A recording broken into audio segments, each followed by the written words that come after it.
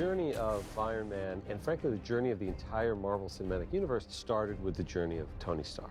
And the exciting thing about Iron Man 3 is, yes, it's the culmination from Iron Man 1 and 2, but it's also a follow-up to the Avengers. And in a way that liberates it to be more unique than anything that has come before. Mr. Robert Downey Jr. Oh, this is great. Good things tend to happen in threes. What we really have this time, and anyone who's read the script and the excitement of getting ready to do this, is we've kind of earned the right to bring this to another level of complexity. And Shane, through his writing and directing, is making this by far the most ambitious, the most story-oriented, the most character explorative of all of these movies ever. Ladies and gentlemen, please help me in welcoming Shane Black. Robert is the kind of actor that challenges you in a way that's exciting. Hanging around Robert keeps me on my toes. It's just a really challenging and invigorating kind of creative relationship, and I feel it brings out my best. I'm here working for you. The Academy, there's even a camera. Shot one down. All right, we got that. 22,000 to go.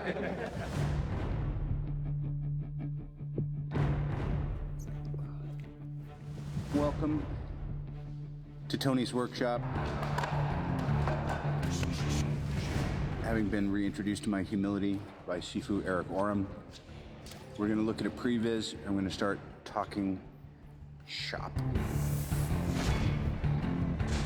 What I really like so far is this as the first command, is I'm in control. And then if this is what he's trying to do to call the first one, crap. We've got the Suit Connect sequence, which basically involves Tony Stark trying a new move where he has control of the suit pieces. He's hoping that they're all going to sort of fly over to him and connect. All right, I think we got this. Send them all. Doesn't quite go as planned. A few of the pieces go AWOL, and unfortunately, he goes flying. We're marking key points on his body so we can track wherever his body goes so that we can then put the Iron Man suit on him. We're gonna get him, we're gonna scoop his legs up. We wanted the ability to be able to suit up anywhere, anyhow, without a giant gantry. He's basically drilled little outlets subcutaneously beneath this exterior layer of skin that can draw the suit to him when he wants it. Nailed it. We're at least setting up that there is a language that does stuff, and that would give us an opportunity to figure out what is it that calls the whole suit. We like painting Tony into a corner and taking away all of his toys and all of the immense wealth and assets that he has and leave him with just his mind and see how he can get out of that situation. This was the very first sequence that we storyboarded, the first sequence that we prevised, and the most exciting. We had it tight pretty early on in the process. The sheer panic that you should have throughout the sequence is that he's not going to make it alive, nor is Pepper, nor is Maya. 2, 1, The mansion was designed by the first production designer, Michael Riva, and he did a brilliant job. What we did is we tweaked it and made it a little different and bigger and changed the art, kind of shook it up a little bit so the audience feels like they're seeing a new place, but they're familiar with it. And then we built it on a huge platform on a large stage in Wilmington. It was built on a gimbal. And for those who don't know, a gimbal is basically a platform that can bend and tip and go like this. Well, this one just broke in the middle and just bends. And it's like the Brooklyn Bridge. They built this big steel armature, and they were literally able to just drop the set.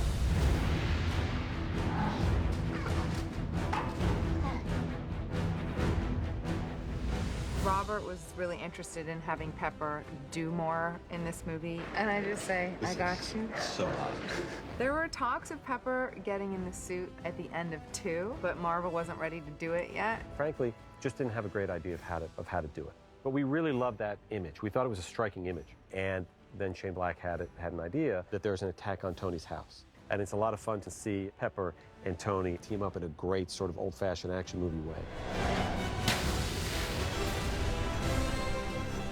I didn't mind wearing the suit at all. I thought it was light and perfectly comfortable, and my children thought I was extremely cool. I don't want to stay here. You're right. Stay here. One of the things that I wanted to do is get as much practical stuff inside the house as possible. So whenever you're inside the house, we wanted to at least have a set on a gimbal and have the house splitting apart and have, rupturing and all this dust and debris falling and massive explosions coming in, and it was spectacular. So all the interior was done as a good basis for us. And then all the exterior stuff, it became 100% digital.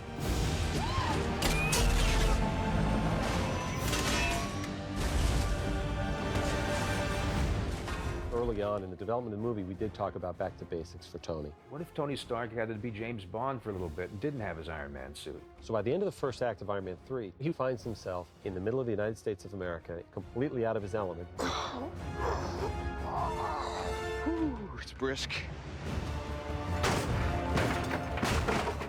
Tonight we're here in Rose Hill, North Carolina, which is the name of the actual town we're shooting, but we've also incorporated it as the name of the town in the script. It's actually doubling as Rose Hill, Tennessee, but it's got this fantastic water tower that we just thought was so great that we just wanted to keep the name. We want it to be photoreal. We want to have a real sense that people live here. You know, Iron Man is probably our most reality-based franchise, and having this town a real place, I think, just underlines that.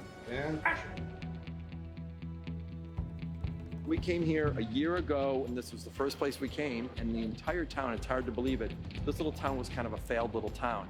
It had kind of closed up. This whole side of the street, all these businesses have been shut down. It was the right scale for our movie. We wanted a whole town that was like in and out, organic, so you go in and out the doors, you come out here. You don't need to put a backing out here. You would rather build a set in a small storefront. And luckily, this was a church, actually, before it turned into a bar. We got the parishioners to kind of shut down and moved them for 6 months, and we made it into a bar. It's so seamless. It looks like it's always been here. It looks like it's been here for 50 years. He's basically turned the entire town of Rose Hill into a backlot that we can do whatever we want with it. We happened to bump into Tony Stark. My character's quite excited to see him, so she decides that she's gonna play with him before she kills him. I still can't tell you, like me or you don't like me.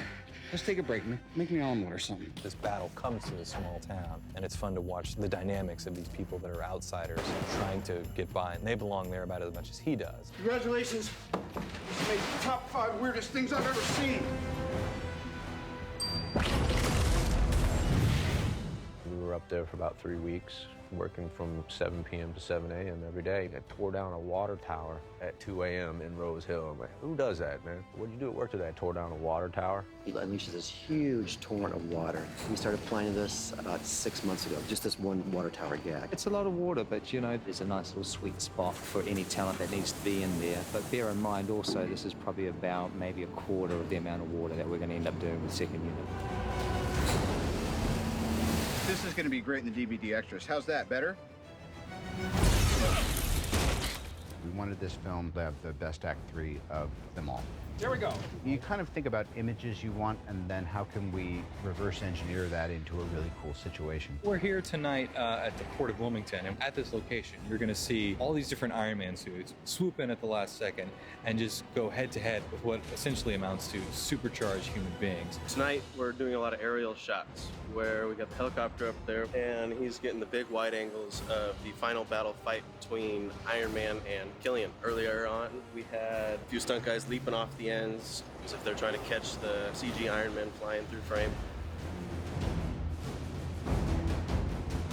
Shooting here is amazing, but it's obviously a logistical challenge. So we come here to sort of establish the whole real location. We've taken apart different pieces of the actual structure. A control room, a moving cab, a piece of a wheel set, so that we can go in there with our actors, shoot all the amazing action that we need to make the sequence work. I've been spending the last couple hours on wires and flying and getting to do stunts and really get my hands dirty, so to speak, and have a lot of visceral fun. Sorry I can't be with you. As you can see, I am slaving over a hot trilogy.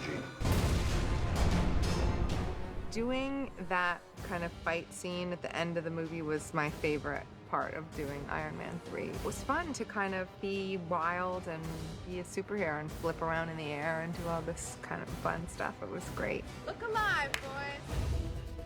You're sort of dealing on one level with very real, organic, down-to-earth stuff, things like stunts and fight stuff and wires and jumping off platforms, etc. And then on the other side of it, you've got the visual effects team working round the clock. We went sort of hog wild when we were told that there should be extra suits. We created 41 suits. We have never done that. I mean, at the most, we had created 3, I think, on Iron Man 2. So to try to keep them different is a challenge, but it's been really exciting to bring to life, like Igor, which is this gigormous suit. Not to be confused with a Hulkbuster. There's a couple of beats where you might see Heartbreaker or Hammerhead or all these like multitude of nicknames that they all have. But just for those few seconds that you see them on screen, you have to believe that it's a real practical suit. And so every single one has to be brought up to the same standard. Merry Christmas, buddy.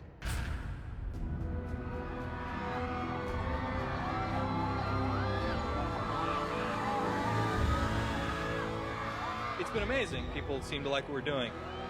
To know that the world is watching is an honor, and there's a lot of pressure, so we just want to keep telling good stories. Tony Stark is as popular as Iron Man, and that's what makes this so thrilling to see. And obviously Robert bringing that to life is a big part of that. Iron Man 3 worked, and it's been 2 years of crossing our fingers, and tonight's the payoff.